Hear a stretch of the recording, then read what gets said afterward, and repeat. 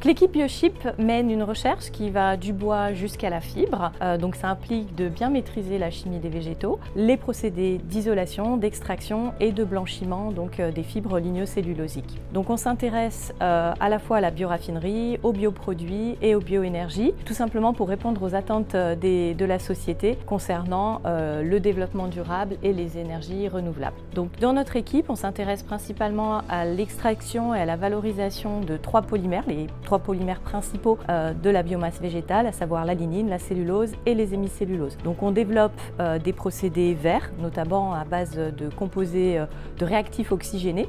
Par exemple l'oxygène. L'oxygène, c'est un agent de blanchiment très utilisé dans le domaine du blanchiment des pâtes à papier et l'équipe est reconnue comme experte mondiale dans ce domaine. Nous travaillons aussi sur le développement de procédés de purification de la cellulose pour des applications textiles ou chimiques. Concernant les hémicelluloses, nous développons aussi des procédés d'hydrolyse des hémicelluloses après les avoir extraites, de façon à les valoriser, par exemple dans des applications bien-être et santé. Donc nous avons eu récemment un projet sur la production de prébiotiques à partir d'hémicellulose du bois. Donc c'est dans le cadre de collaboration avec le monde médical. Nous valorisons aussi la lignine. Donc la lignine, c'est un polymère beaucoup plus complexe que la cellulose et les hémicelluloses, mais qui est très riche de par sa composition chimique, et nous pouvons la valoriser dans des domaines énergétiques ou des domaines matériaux. En parallèle, l'équipe BioChip a développé aussi une compétence dans le domaine de la flottation pour le désancrage des papiers récupérés. Donc nous avons mis au point une cellule de flottation, une cellule pour désancrer les papiers.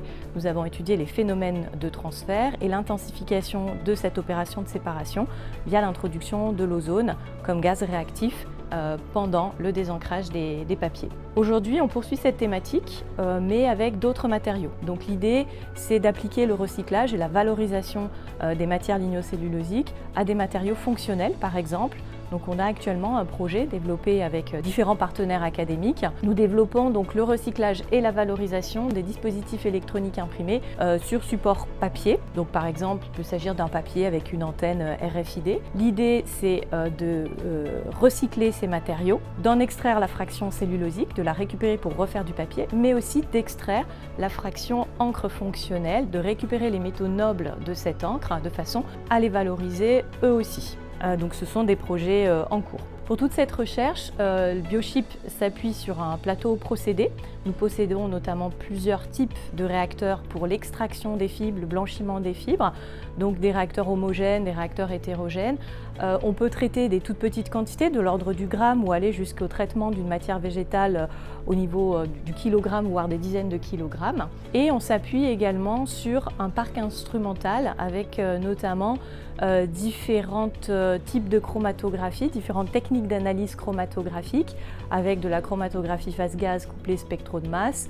Nous avons également de la chromatographie d'exclusion stérique pour analyser la masse molaire des polymères, que ce soit la lignine ou que ce soit la cellulose, ou de la chromatographie ionique pour analyser les sucres.